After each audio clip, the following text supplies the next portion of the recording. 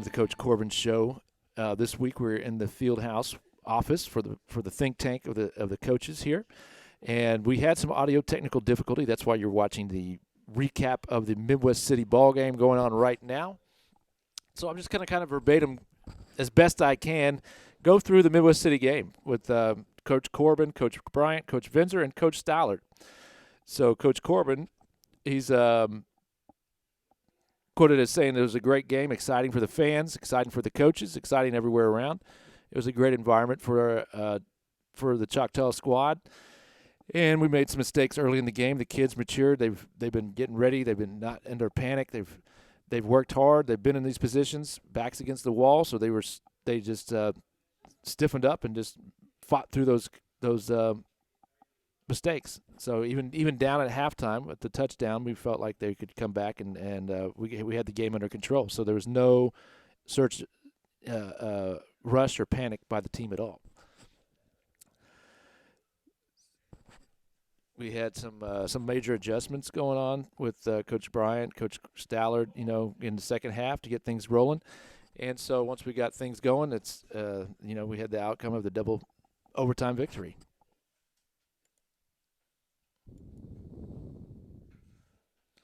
So, Coach Stallard, what were some things you saw that you were working with Midwest City game there for the offense?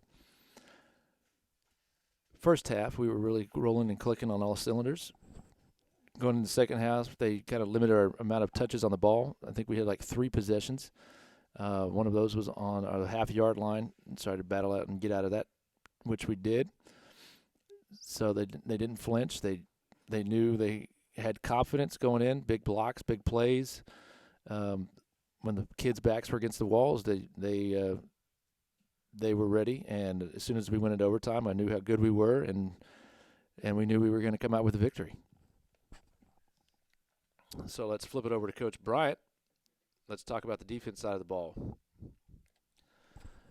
For the defense, Midwest City runs the ball very well. Power encounters, and then we were doing a good job of battling that. Our game plan was to go in there and stop the run, and we had to be very physical and aggressive with the run, and that is what we did. And there's your outcome with the stops on the 4th down and the 1-yard line. Making those huge plays down the stretch is what helped lead us to a victory. So Coach Vinzer is the coach of fun. This is what his little title is, and he was excited on the sidelines to see the energy, the level of focus on the sideline, the coaches, the players, and the unity going on that made this one of the best wins of the season, one of the better wins of the season for sure. That in Lawton. So we're getting ready for next week's game, and that will take us to the second part of the show where we actually had good quality sound. So we'll jump in there now. Okay, so when you were calling the game, Raekwon was cold, so we wrapped a scarf around him. And then the game, we scored the 2 go-ahead touchdown. We scored twice to go ahead. He took the scarf off. They tied it up, and we went into overtime. And I said, put the scarf back on. And we put the scarf back on, going into the second overtime, and then the rest was history. And I said, Friday night next week, you're wearing the scarf in the booth. So. I was too busy watching Dilly just down. I mean, you about to get him to stroke out. Every time we went ahead, they would go ahead. Then we'd go ahead. We'd just trade back and forth, touchdown. We had the game in the bag. All of a sudden, they tied it up. Yeah. So he was probably on a 12-pack already. But for TV-wise, that was the best football game I've ever seen TV-wise, where you could tell, even matched on the field by the numbers. Now, the difference I saw in the whole game was not the numbers, it was the spirit. It was when Midwest City got down, you could see some of the kids were a little bit upset about it, and they holding their heads down. When our kids got down, they just got fired up and started jumping higher and started like. We don't have how many times have we beat Midwest City in the last 20 years? Yeah. This is probably number 2, and we. Yeah, not very often. But I can tell we got their number now. Of course, these seniors, they've been growing up beating Midwest City. every single week since they were, 7th grade, maybe in Little League, right? Did you guys lose to Midwest City or any of those Jarman teams was ever? good. Yeah. No. Okay, I know the seniors that started with Choctaw Junior High, they didn't lose in junior high. Yeah. They're not used to losing, so they're used to winning seasons. So I'm really happy with that. That's what I saw, man. So I'm excited for a less exciting game tonight.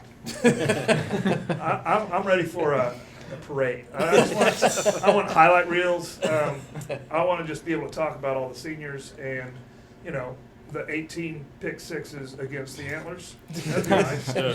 So hopefully they'll help me out and make some good TV. Gotcha, absolutely. All right, so let's talk about Deer Creek. Coach, Yeah. take us through that one. Yeah, Deer Creek, coming in here, the situation is, as most people know, is, Deer Creek, if they win, they're in. They lose, they're out. And there's some points that factor in there as well. So they're a good ball club. They've beaten Lawton in overtime. Lost to Midwest City and Dell City. They're a very disciplined team. They play good defense. And they hello, Bo.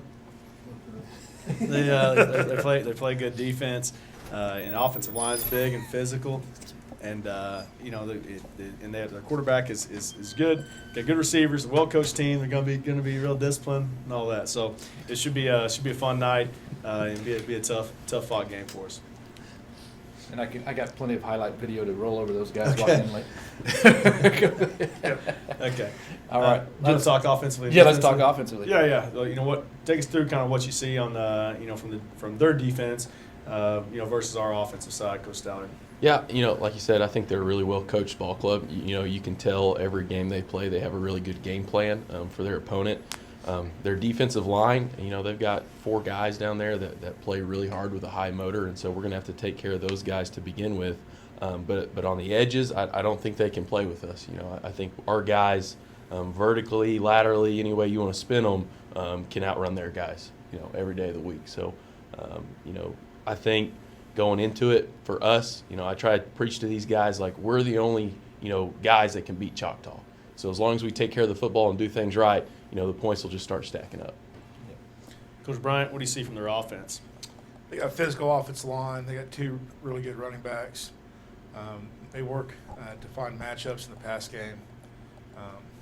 They've keep the ball consistent. I mean, they're well coached, and you can tell as far as they have an established game plan going into how they want to attack you from game to game. So we're going to keep just what we've been preaching the past 2-3 weeks, really all year, but more has come into see the fruits of our labor of it is we're going to win with aggression and high motor and high effort plays, and that's where I think at the end of the day, as a lot of teams, we can get a lot of problems with them if we out aggression, we have high aggression and we out hit them and we run the ball.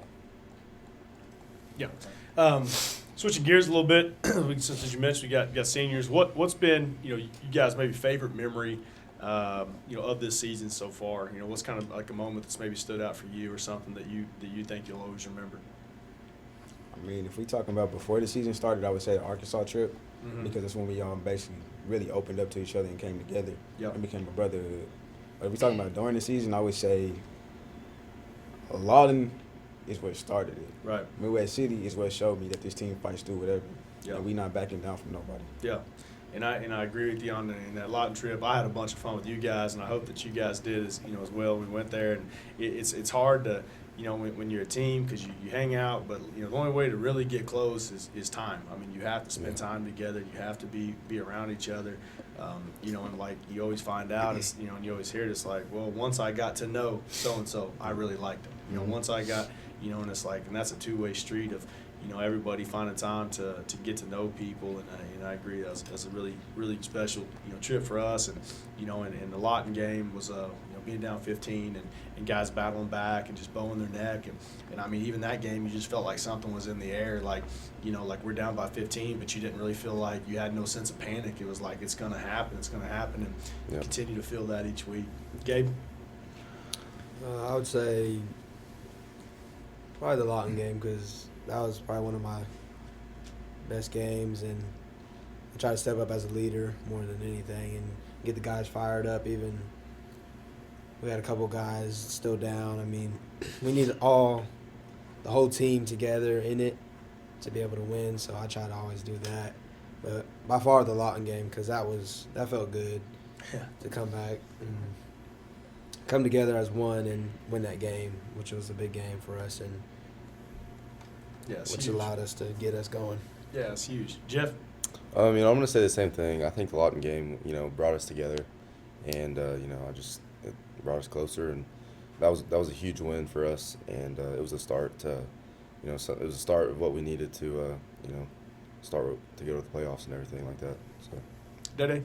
I think it was like a turning point. Like we like really went into as a team, like started playing as a unit, and we're like playing really good now. So we're gonna keep doing that. Yeah, that still gives me chills thinking about it, and I still like those memories. Those are fun, and watching the joy on you guys' face when we're winning, and right afterwards, and in the locker room afterwards, and all that. It's fun, and those are stuff that you always be able to remember as players and as coaches. All the time, just those memories that you're able to share together, and it's just it was a lot of fun, and I enjoyed watching you guys win that game, and again, just being down, just your toughness that you guys show and your resiliency as players and as people is what's most impressive to me about this team and about you guys as leaders on the team. Is just the never back down, never quit, never flinch, and just keep going to work every single every snap is just been a lot of fun. And and we said that all year. We said, hey, by Lawton, we have to be playing our best ball. And we knew when we got on that bus to head down to that game, we knew the implications that were going there. And when that pressure comes, we've always risen to it. And I've really enjoyed that about you guys and getting a chance to coach you guys and this coaching staff. It's been a lot of fun. Excuse me. Wasn't that the game that the bus broke down? Yeah. If Coach Bryant, any bus that he drives will break down. So what I'm hearing that the secret to success for the Jackets is fake break down a bus. Yes. Have all the players come together, disrupt their routine, and have them force them to lead the of all that adversity. Because I know anytime you break your what you do every week, it just kind of messes you up. How did you guys handle that bus breaking down? We all thought it was really funny. We took some selfies when it broke down. We liked it, so Have fun with it. Yeah, fun with it. I mean, and those guys do a great job of that. We try to do a good job preaching that in the program. I mean, life's unexpected. I mean, you're going to maybe lose your job someday. There's going to be something you didn't get the promotion. There's going to be something that didn't go your way. You can't control that, but you can't control how you respond to that adversity. And if you remember that was the night that it was sleeting, and the day it was sleeting, and it was I remember. it was freezing cold, and so we're having to march him out of the bus on a truck stop, and coach's bus broke down about 4 or 5 times, and we're just trying to limp it into the gas station to go, and we packed them all on like sardines and headed down just like we normally do, and the kids responded to it great, a lot of smiles, and and still stayed locked in and focused. Well, good. I think right under flea flicker, just put that in the playbook. Break down the bus, cause team unity. Yeah. Well, he'll get 1 or 2 buses: a bus that breaks down or a bus that doesn't go over 40. All right, the magic. All right, okay. So festivities, senior night starts at 6:30. Senior night starts at 6:30 tonight. I told the seniors we're not going to get sad tonight. We're going to keep playing. So we're going to honor the class of 2020 tonight, which has been just an awesome group of kids and so much fun to be around. But we're not done playing yet. Yep. Okay, so be there at 6:30, and rock the stands, people. Be loud, baby. Juice, baby. Let's go. Sting 'em.